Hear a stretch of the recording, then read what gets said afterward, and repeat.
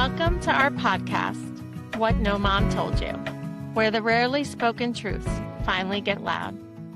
I'm Megan Nelson. And I'm Pauline Walfish. And this is a therapist-led podcast where we talk about the things no one warned you about, the truths that are often kept quiet.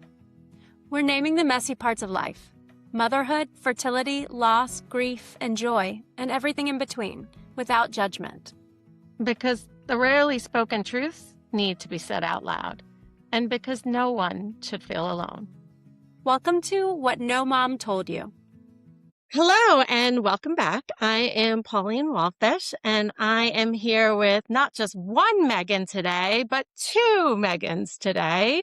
And I'm simultaneously lucky and tortured. Maybe one of the Megans will explain to you how that's possible. But I am going to start it off by introducing my faithful co-host, Megan Nelson. Welcome. Hey, thank you. I'm excited to be back. Today we have the other Megan, known as the OG Megan. Megan Farina is a New York State licensed clinical social worker with a master's degree in social work. She has extensive experience supporting individuals through life's most vulnerable moments, including being new parents and adjusting to the challenges of parenthood. She is a certified perinatal mental health clinician and is certified in EMDR, is trained in DBT and cognitive behavior therapy for insomnia. And today, Megan is here with us to talk about dialectical behavior therapy with parents. Welcome. It's so nice to have another Megan. I think we should all be Megans. I think this is the first time in my entire life that I've had more than one Megan in a room. There were no Megans when I was a kid. It was torture, talking about torture. Oh, see, there were 5 Megans in my ninth grade chorus class, and I was like, ugh. I was the only Pauline, but I will say in a room full of Megans, be a Pauline. Absolutely. We get to all be ourselves. And these are definitely two of my favorite Megans. Megan Farina and I have known each other for a very long time, including when I voted for her to be nominated and win Social Worker of the Year.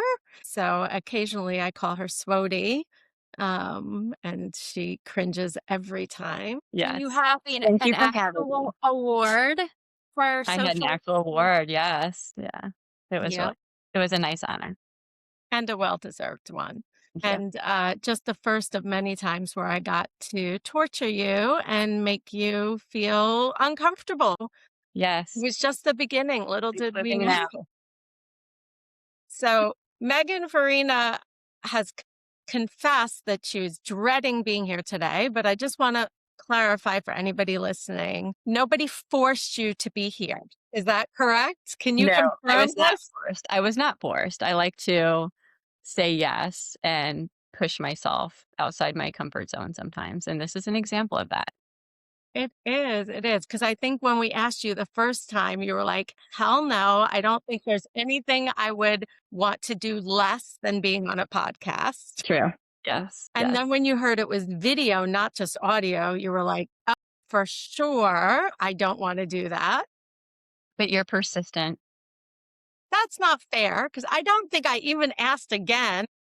You got the other one to ask. Yeah, that's what she does, you know. Yeah. I know. Teamwork. I know how she works. Teamwork. I think you said, like, I'll think about it. And I was like, I'll take that as a maybe. Yeah. And then bing, in my mailbox, there was Megan signed herself up for recording. Yes, here I am. Yeah. Thank you for having me. Isn't that what I'm supposed to say? Yeah. Or you can say, what do you want from me now? Yes. A little let's do it. behavioral activation, right? It's like you do It it and is. then you wait for the motivation to come later. Yes, it's a skill. It's a skill in the therapy I'm going to talk about right now. Oh, yeah. And that's literally what this podcast is about, right? It's like how we do these things in our own lives, like how we didn't know that we needed them or how we learn them and then how they show up. So like, Mhm. how did you actually schedule this? Like, How are you here? I mean, again, I like to push myself and do things that are uncomfortable that are going to be good for me and good experiences. And also, probably number one is sharing the information that I have with other people on probably the most important therapy that I've ever learned personally and professionally that Yeah. I use every day in my life. So I guess tell us like a little bit about why it's either why it's the most important or, what do you mean personally and professionally? Well, it's kind of funny. My experience with DBT started when my daughter was a teenager and she was really being a teenager. I understand that experience. And she ended up in a DBT program. And because she was an adolescent, they required the parents to do it also. And you would think that that would click for me as to why I was being required to do it. But for some reason, it didn't. I was doing it because she needed it. Well, I think parents are so much more likely to do something when it's for their child than when they're going to do it for themselves. For sure. And she's 26 now, and we laugh about it. Remember when we all needed DBT? But that was my first experience with DBT. And then I was working on an inpatient women's unit for many years, and the hospital decided to change it into DBT focused unit for women with trauma and perinatal mental health. They sent us for all the training. We had intensive training through Marsha Linehan's company. She's the developer of DBT. And at the time, I remember a lot of eye rolls and a lot of willfulness from me. I'm just admitting Mhm. that, which is a thing that we focus on and identify in DBT. Right. I didn't think it was going to work for me. I was high strung, and my entire life I was high strung. I was a kid with, stomach aches and headaches and nervous. And so I just took that right into motherhood. By the time I learned DBT, my kids were a little older, but it was, still helpful. So the first time you learned it or got trained in it was actually as a participant, not Yes. as a professional. Yeah. As a participant with her when she was a teenager, and then a few years later, as a professional. So you've been on both sides. Even as the professional, I was like, I can't do this. I'm high strung. My anxiety, I'm too anxious to do this. I remember saying that to the rest of the team that we were doing it together.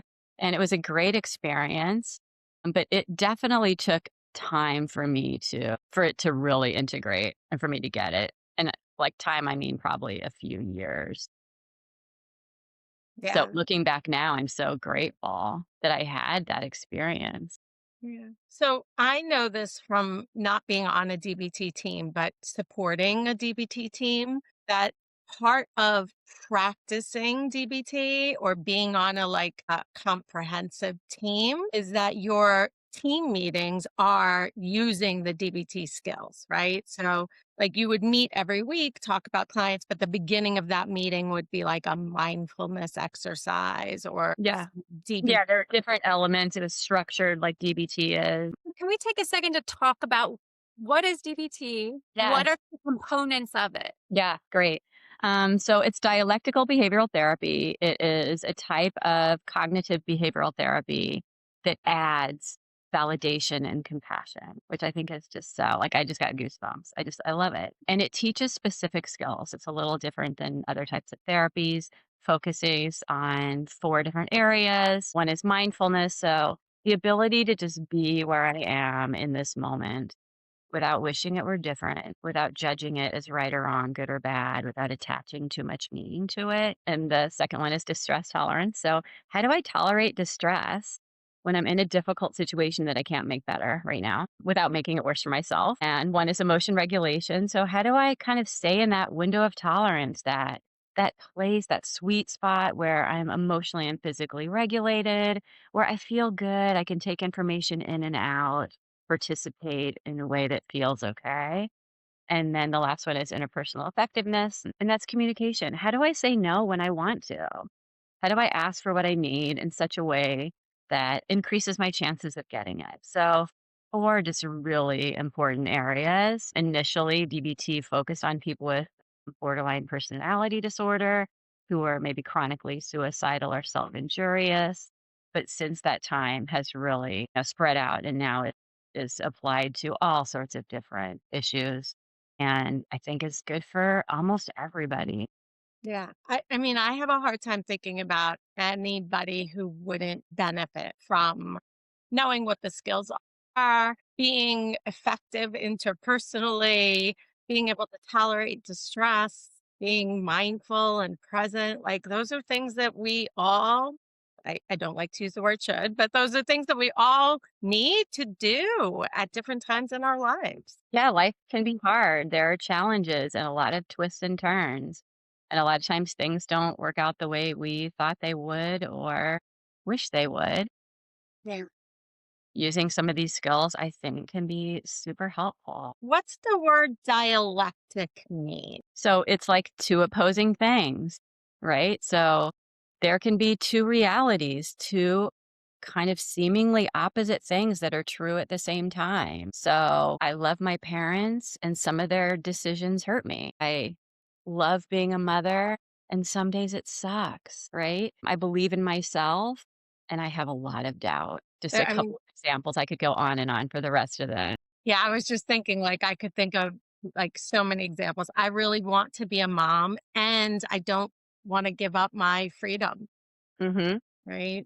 Or I think this can be so powerful, especially with um, new moms. I mean, with anyone, like you said, but this with new moms where there's this expectation that you should feel one way, and they do, and also all of these other feelings as well. I love my baby, and I feel extremely overwhelmed, and sometimes I get angry, right? And so it's being able to, instead of push down the part that seems unpleasant, it's to be able to hold it all and say, it's Yeah, okay. it's the both and. Like, you get rid of that but, it's just the both and. And I really could have used that as a mother. I mean, like I said, I took my childhood anxiety straight into motherhood. So I remember being so anxious around my pregnancy that I told my husband, like, I will never do this again. If this is what it's like, I was just felt tortured by anxiety, and I didn't know what to do about it. And so it's really interesting to be in my position now, at my age now, and looking back and helping other clients from before they get pregnant and during the pregnancy and during the postpartum period and after. And when they have teenage girls, and boys, but yeah, Boys, and I've also been known to go to Megan for some, like, "How the hell did you do that?" yeah. Uh-huh. And also I just have become a lot more relational as a therapist over the years. And so mm, I am okay sharing when it's appropriate for the client and when I think it will be helpful. I mean, I do DBT with clients, with all my clients, probably every client. It comes up in some way, right? Mhm. It's kind of who I am now. Right, it's not so much doing DBT, it's just being Yeah. DBT. Yeah. Yeah, and I've had clients in their 70s I'm using DBT in the sessions with. My own husband is like, spouting DBT to me. Both and get out of the black and white, the extreme thinking, the all or nothing thinking, get to the gray, the middle path. It's really interesting to see. Yeah. I love when I teach somebody the both ends, or like to replace the but with end, right? Like, I love my kid, but I'm so tired. Like, one doesn't negate the other, right? Yeah. You can be both. And then they come back and they're like, I used what you told me. I kept saying end. And sometimes they'll correct me. Like, I'll say something, they'll be like, oh, Pauline, you mean end. I'm like, I mean, it's the improv, right? It's the improv, the yes and that when you say no, but it stops the energy, Yeah. it stops the momentum, and the yes and can continue the conversation, can be built upon, can hold everything and move, right? Yeah. The no but invalidates experiences. So I just love to make space for. What would you say is one of the most valuable skills that comes from DPT that parents could use to improve their relationship and their parenting experience? Wow. It's hard to choose just one because there's so many different things that happen, that I hear from clients. Probably, I guess if I had to choose one, it would be radical acceptance. Kind can of you what it sounds like. describe that? Yeah, it's pretty much what it sounds like. It is accepting a reality completely, like mind, body, soul. It's not saying that it was okay what happened. It's not saying I liked what happened, but it's saying this is what happened, right? This is as it. So when things happen that don't fit what we thought was going to happen, that really can throw us into distress and misery, bringing that in can, I think, kind of lighten things. For example, with our clients, I didn't have the pregnancy that I wanted or the delivery that I wanted, right? Or I didn't have the childhood I wanted. I had an abusive childhood, a fear trauma band-aid more than that, or just realities that might be in a marriage. I have a first responder who works kids all the time, or this is not what I thought my life would be. I have clients who are like, "I didn't even wanna be a mother. How the hell am I here with 2 or 3 kids?" This is the reality that's there, and if I can accept it, And then it's not just accepting things that have happened, it might be accepting things that are currently happening. yeah, yeah, and if I can do that, the hope is that my distress decreases, and I've seen it a million times. Yeah. And is it easy? No, it's not easy. A lot of DBT sounds very simple, and that can land on clients in not a great way. Telling me to just accept, what just the Just traumatic get birth over it. had, yeah, Where it's and like, it I'm trying to accept it. I'm trying really hard to accept this, right? yeah, It can be yeah, hard. and I facilitate DBT groups, and one of the things I say in there is, even just being here and asking questions and saying, like, "I'm not really sure I'm even wanna do that," that's something on the path to radical acceptance, and that's welcome. I welcome that, and we can talk about it, and it can be there, right? I wanna accept my reality, and I just can't right now. Okay, great. Tara Brach says in the radical acceptance, just the hand on the heart and yes. Okay. Yep. Yep. Yeah, Yeah. yeah. I do Yeah. that all the time in sessions. Didn't you just I feel just, that yeah. shift in Yep. your body? It's amazing. And there's a DBT skill too. It's half smile, willing hands. When I'm feeling willful, or I'm in a meeting that's agitating me, or my kids are screaming at the bewitching hour, it's just half smile, willing hands. I didn't know the name of that. So I learned that 30 years ago. A teacher taught me, a random teacher taught me, and I do it on an airplane when we take off because it always used to cause a panic in me. And they were like, just wrist open up to the sky every Yeah, time on the airplane. And it just immediately, Let me see, can you show me, like, just yeah, palms up. And they can be on your lap or next to you. You can't tell that I'm doing it right now. I could be in a family therapy session, a couples therapy session with my spouse or my mother-in-law. I could be in a meeting at work that's really difficult. I give, my clients a lot of examples, but it's palms up and then you just half smile, just barely a smile. Sit in that for a minute. And it's like your brain is telling your body, I'm here just feeling it.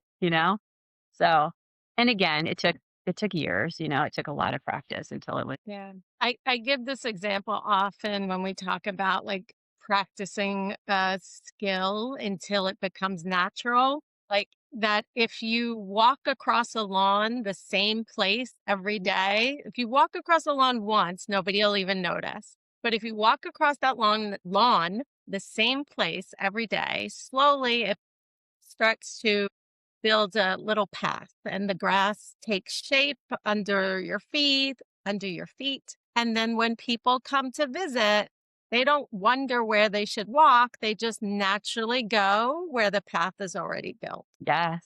I use that with the ski slope metaphor. Yeah. You're going down the trail for the first time and it's like there's tons of snow and there's nothing.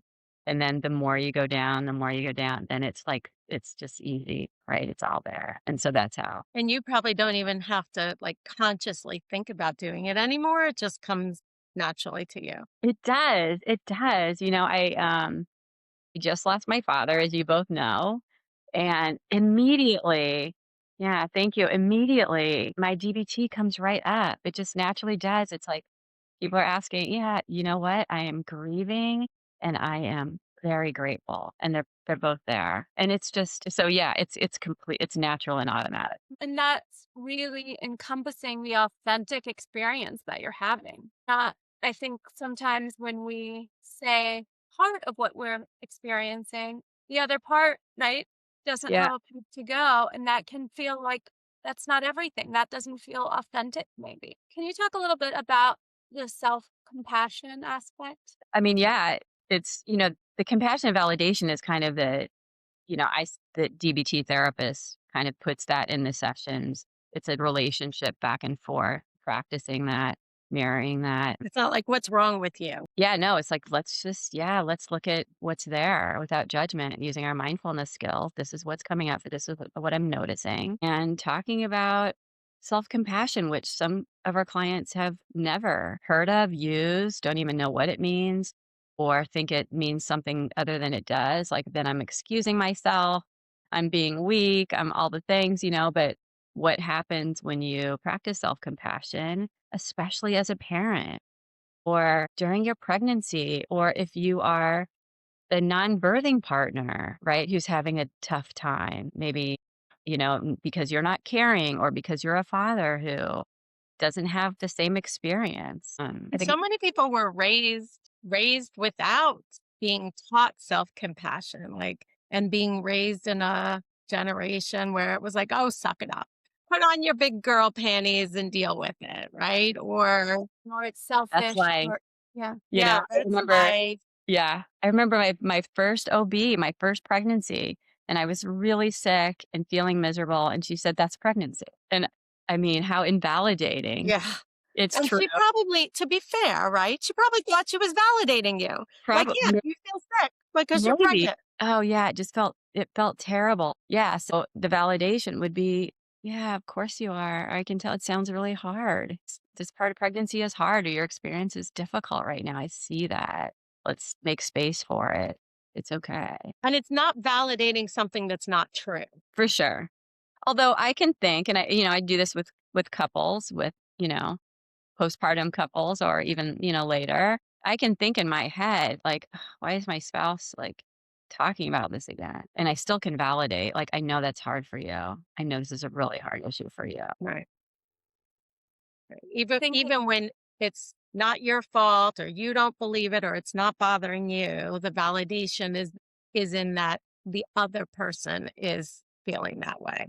Right. I can see that this is something that really is upsetting to you. Yeah. And I mean, our new moms, we work with lots of new moms, and the lack of self compassion sometimes is very painful to witness, when they're I was doing just that. thinking, like, yeah, I was just thinking of working. It was here, an older gentleman who had a long life of substance use and a lot of self-hatred. He was doing very well in his recovery, but he couldn't quite get to the self-compassion state. But he loved his grandchildren. And that was the end.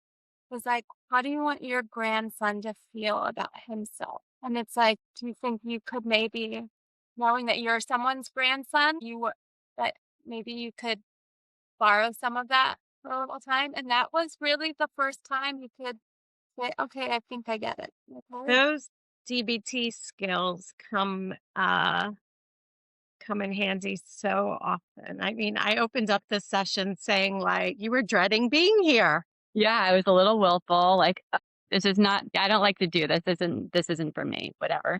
A little willful. And just kind of giving into that, right? And DBT, there's an opposite action skill, which is like behavioral activation.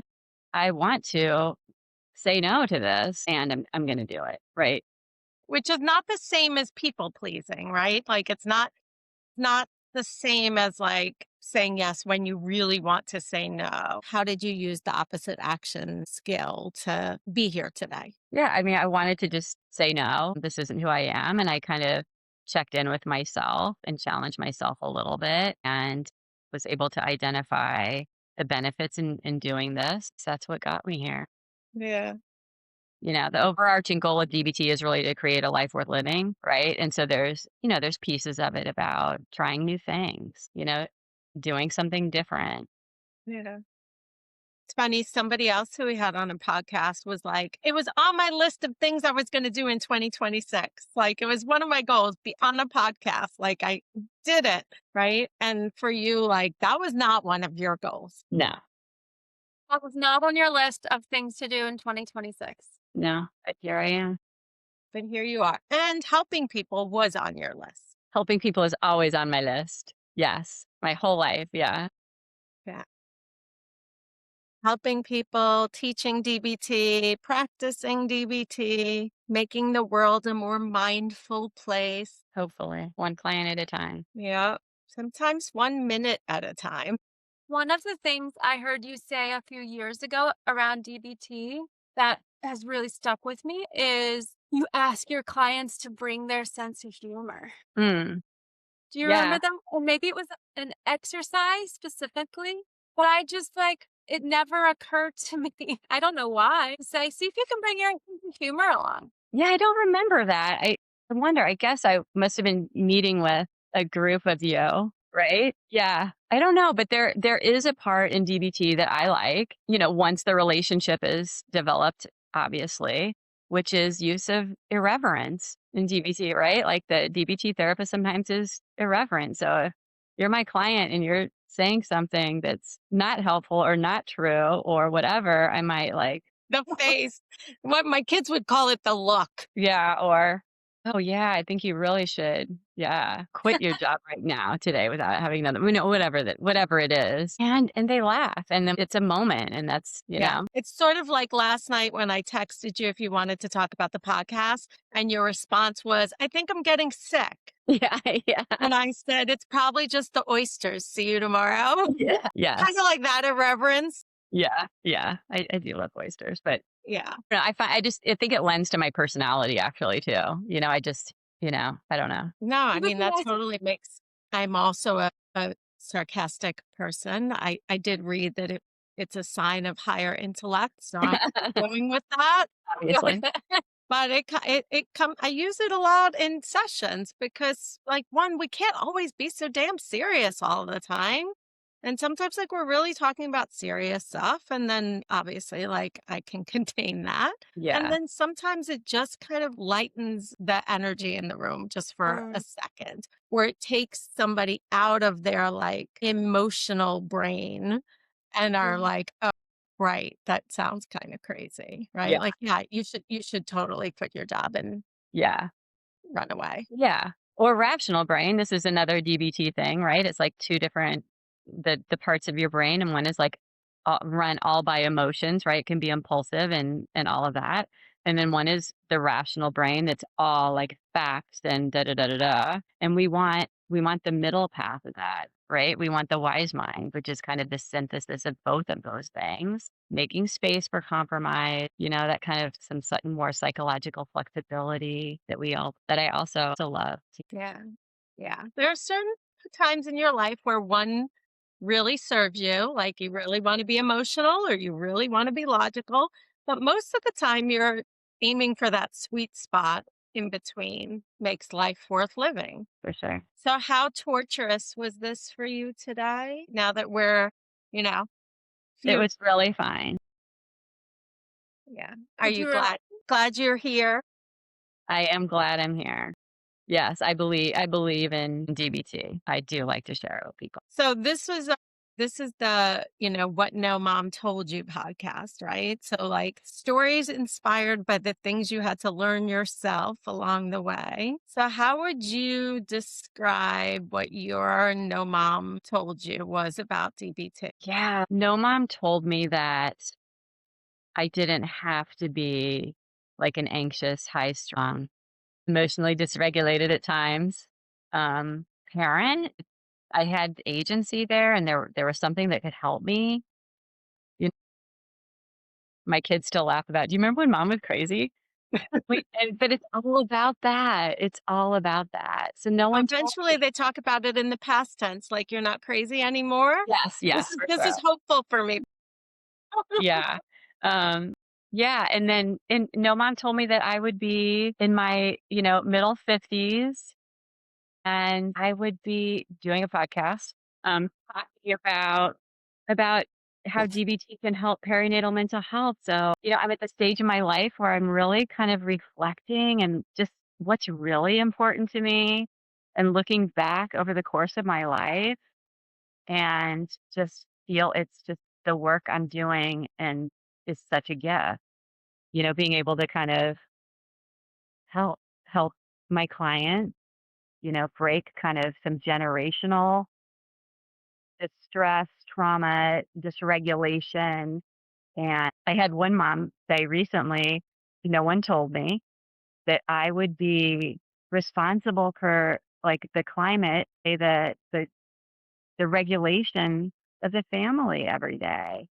And it's unfair and it's true. You know, and I was like, yeah, both and, right?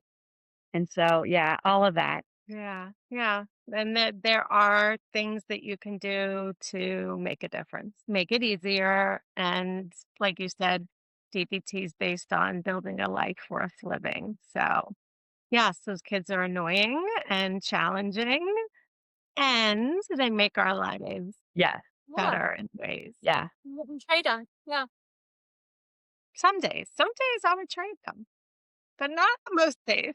Blend them out. Yeah. Well, Megan, thank you for, leaning into your discomfort and being here today. We'll be sure to zoom right in on you for the edited version.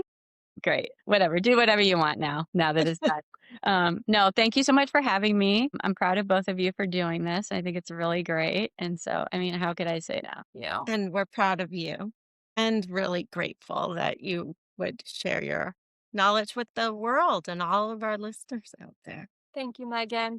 Thank you very much. And we may have you back another day. We'll see. I will say no. Until then, see Okay. you all next week. Bye. Bye, everyone. Thanks for spending this time with us. If you found yourself nodding along or saying, same, that's kind of the point. We hope you leave today feeling a little less alone. This is what no mom told you. And yeah, there's more where that came from.